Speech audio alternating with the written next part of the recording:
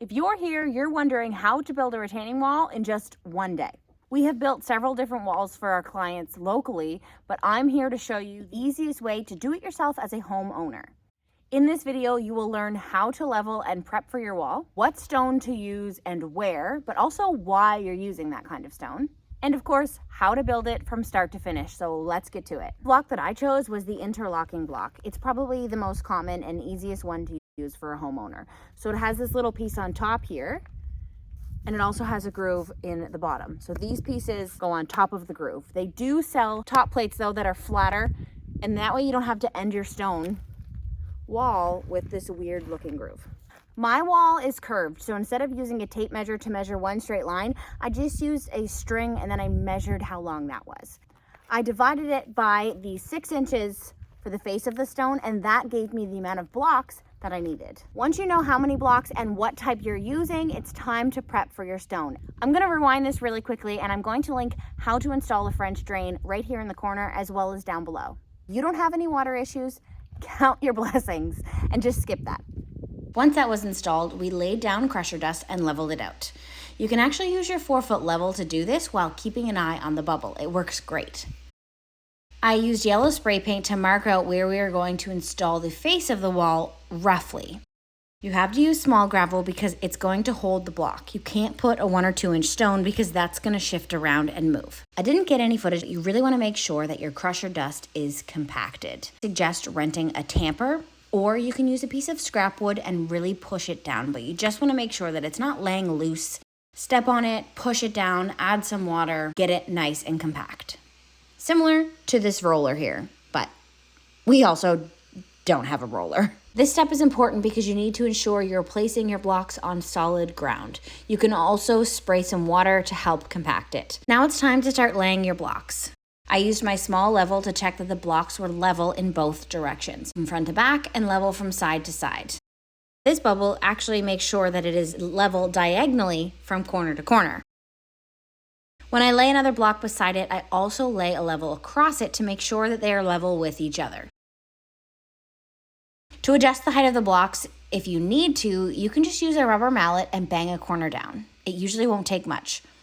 Or you can do what I did and you can use another block. Just be careful. In some cases, you're going to need to heighten some of the blocks, and that's just as easy as picking it up, putting some crusher dust down, and then pushing it back down.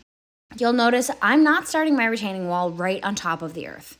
I have a significant gap here, and you'll want to have at least 4 inches if you don't have water problems. We have 14 inches, but that's another story. Be patient with yourself, as the first few rows of blocks are the most important.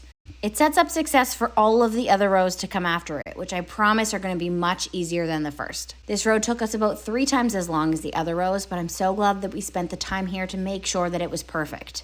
We were actually a bog before the house was here. The first homeowners bought the property, filled it in, so we are the lowest level of property of all of the surrounding neighbors. So we collect a lot of water, and that is why I have such a large gap behind my wall. The reason for that is the shelf up above collects so much water with the fields behind it that sometimes we almost have what looks like a waterfall. We are draining the rest of the property.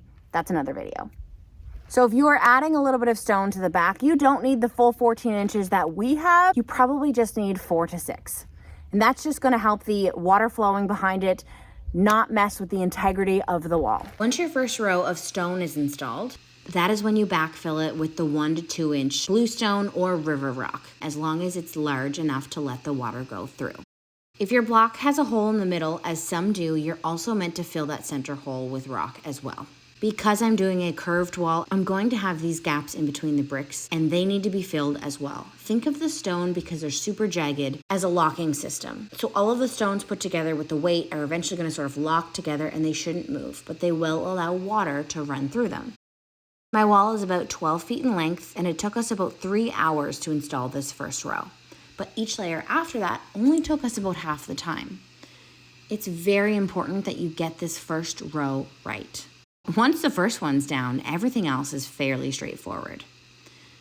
For your second layer, you need to install it on the halves. So by that I mean install it as if it's bricks, and that way they're interlocked together. It's also not mandatory to use landscaping glue, but my thought is always, if I want something to stay and I want this wall to last forever, anytime there's an extra step, I definitely do it. With every layer, make sure that you're backfilling with more stone. You can't do this at the end because the angled triangle gaps between each block won't be accessible, and you definitely need to fill those with gravel. I used a broom head to make sure that all of the gravel and small dust was completely gone, because leveling these walls is the most important part. Visually, you want it to be level and pretty, but also structurally, you do not want a small piece of gravel that's not going to allow the block to lay flat. I am going to be also installing a fire pit here. I have so many plans for this backyard. If you've been following my Instagram, you'll see that I've talked about this backyard, and we have since installed concrete steps. Next month, I'm actually going to be redoing the chicken coop. In the spring, we're going to be DIYing a fence. So make sure that you're subscribed for all of that, because I have so many plans that I want to do. And I also want to save money along the way. So definitely hit that notification button, because everything I'm doing on this channel is budget friendly. Can you believe that this is where we started?